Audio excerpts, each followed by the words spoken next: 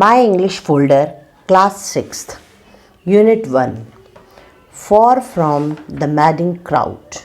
Complete explanation in Hindi. Section 1, Lilliput Fiction. Adventure means an exciting or daring experience. An experience that could take you to faraway lands and lead you to meet the interesting people. Adventure का मतलब होता है कुछ exciting करना, कुछ नया experience करना, जिससे कि हम कहीं दूर फार अवे यानी बहुत दूर किसी जगह पे जाना और नए नए इंटरेस्टिंग लोगों से मिलना.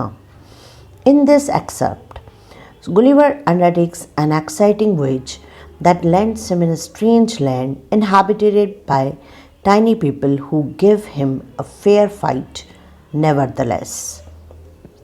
ये जो पैराग्राफ है, ये जो टुकड़ा यहाँ लिया गया है वो गुलिवर का है, गुलिवर्स ट्रैवल, गुलिवर्स एडवेंचर, जहाँ पे गुलिवर एक वॉयेज यानी एक यात्रा पे निकलते हैं शिप के द्वारा, जिसमें वो एक स्ट्रेंज जगह पे पहुँच जाते हैं.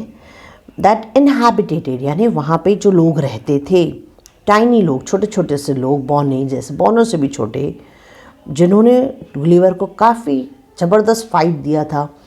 बहुत सारे लोगों, छोटे लोगों ने मिलके और गुलिवर से मुकाबला किया था. One fine morning in the may of year 1699 young doctor Lemuel Gulliver kissed his beloved wife and children farewell and eagerly boarded the sailing ship Antelope.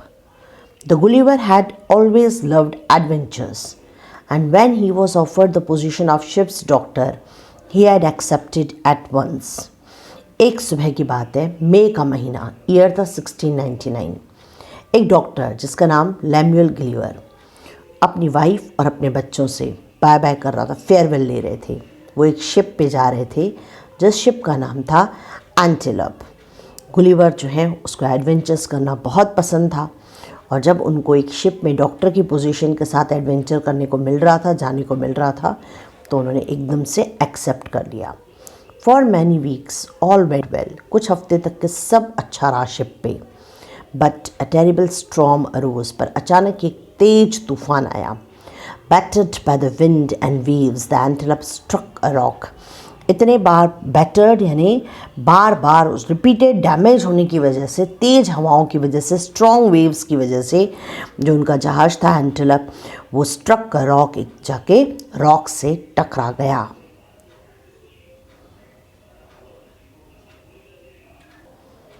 स्प्लिंटर्ड and सैंक. स्प्लिंटर्ड यानी टुकड़े टुकड़े हो गया, छोटे फ्रेगमेंट्स में टूट गया और डूब गया. What became to of his shipmates he never found out. उन्हें कभी पता नहीं पड़ा कि उनके जो दोस्त थे शिप पे उनके साथ क्या हुआ. But Gulliver himself managed to swim to an island. लेकिन गुलिवर किसी तरीके से तैर के एक आइलैंड तक के पहुंच गए. Exhausted, he dragged himself on the shore and fell instantly into a deep sleep. इतनी तेज़ तूफ़ानी हवा में तैरने की वजह से बहुत ज़्यादा थके हुए गुलिवर किसी तरीके से मैनेज करके खुद को किनारे पे ले आए और वहाँ उनको गहरी नींद आ गई. Let Gulliver tell you in his own words of the event that followed. इसके बाद गुलिवर की अपनी भाषा में सुनिए किस तरीके से उन्होंने सब कुछ कहा है. I must have slept for a long time for the sun had risen and shone quite high overhead when I awoke. I must have slept. Gulliver का बोलना है कि वो काफ़ी देर तक सोया हुआ था या काफ़ी देर तक आराम किया.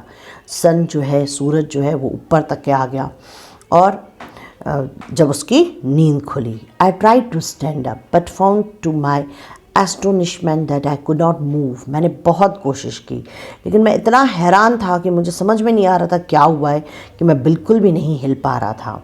माई hands and feet, even my hair seem to be fasten down. ऐसे लग रहा था जैसे मुझे मेरे हाथ पाँव सब कुछ नीचे पकड़ लिए गए हैं, जकड़ लिए गए हैं, ज़मीन पे बांध दिए गए हैं. Then I was horrified to feel some small creeping along my left leg and up to my chest। फिर मुझे एकदम घबराहट हो गई, डर गया ये सोच के कि छोटा सा कोई एनिमल जो है वो क्रीप करके रेंगते हुए मेरे पैरों से चलते हुए, लेफ़्ट लेग से चलते हुए मेरे चेस्ट तक के आ गया। स्ट्रेनिंग टू लिफ्ट, मैंने अपनी बहुत फोर्स लगाया पैर ऊपर उठाने का। Straining to lift my head, अपना सर जैसे तैसे करके ऊपर किया। आई पियर डाउन, और थोड़ा झुक के देखा। एंड सॉ, और देखा कि छोटा सा एक ह्यूमन क्रिएचर, ज़्यादा बड़ा नहीं, मेरी छोटी मिडिल फिंगर से भी छोटा सा क्रिएचर मुझे दिखाई दिया। He was followed by about 40 more of the same kind, और उसके पीछे करीब 40 उसके जैसे और क्रिएचर्स जो थे दिखाई दिए। I was so surprise that I roared aloud, मैं बहुत हैरान रह गया और मैं चिल्ला उठा। At this they all ran back in fright and some even tumbled off, ये सुन के कुछ तो बहुत दौड़ने लगे, घबरा के, डर के, फ्राइट यानी डर के, और कुछ तो है वहाँ से गिर गए नीचे। However, they soon came back and one climbed up to where he could get a full sight of my face। लेकिन कुछ देर में वो सब वापस आ गए और एक जो है वो मेरे वहाँ तक आ गया जहाँ से वो मेरा पूरा फेस देख सकता था। हैकिना डेगू, ही कॉल्ड आउट, ये आवाज़ उसे सुनाई दी। Although I have studied several other languages besides my native English, I could not understand these words at all। जो गुलीवर थे उनको काफ़ी लैंग्वेजेस आती थी अपनी खुद की लैंग्वेज इंग्लिश के अलावा, लेकिन तभी भी वो कुछ नहीं समझ पाए कि वो क्या बात कर रहे हैं। विथ अ वॉलेंट पुल, मैंने एक बहुत ज़ोर से झटका लगा के, I manage to break a few of the strings that bound my left hand, मैंने बड़ी मुश्किल से कोशिश करके अपने लेफ्ट हैंड को थोड़ा ऊपर उठाया। I tried to catch some of the annoying little creatures but they ran away too quickly। मैंने कोशिश की कि कुछ लिटिल क्रिएचर्स को पकड़ पाऊँ, लेकिन वो सब भाग गए। Then one of them cried out Tolgo Phonak, उसमें से एक रोने लगा और बोलने लगा Tolgo Phonak। In an instant I felt my left hand and my face pierced with hundreds of tiny arrows, और मुझे ऐसे महसूस हुआ उसी वक्त कि जैसे हंड्रेड्स छोटे छोटे से एरोस, छोटे छोटे से तीर जो हैं मेरे मुंह पे और हाथ पे आ गए हैं। I decided not to anger my small captors further, और मैंने ये डिसाइड कर लिया कि जो मेरे को कैप्टर्स हैं जिन्होंने मुझे पकड़ के रखा है उनको मैं बिल्कुल भी अभी अपना कुछ गुस्सा नहीं दिखाऊंगा। I lay still and tried to think about how to get them to set me free। मैं लेटा रहा शांति से और कुछ यही सोचता रहा कि किस तरीके से मैं खुद को इनसे फ्री करा पाऊँ। After a little while, कुछ टाइम बाद, I heard some knocking near my right ear and the sound of the great crowd।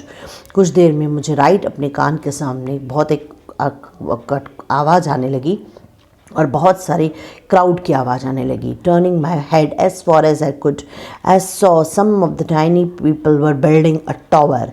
मैं जितना अपना सर मुड़ा सकता था उतना सर मैंने अपना मुड़ाया और मैंने देखा कुछ छोटे छोटे से लोग हैं जो टावर बना रहे हैं जो कि फुट एंड हाई था। एंड नाउ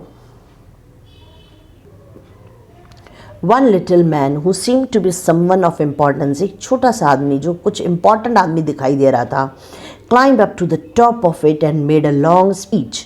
वो उस टावर पे जाके खड़ा हो गया और एक बड़ी स्पीच दिया विच आई कुड नॉट अंडरस्टैंड, पर वो गुलीवर के लिए समझना काफ़ी डिफ़िकल्ट था। He said the word Lilliput several times, however I guessed that this might be the name of the place I was in। उसने अपनी स्पीच में लिलीपुट वर्ड को बार बार कहा जिससे गुलीवर ने ये गेस कर लिया था कि ये उस प्लेस का नाम है।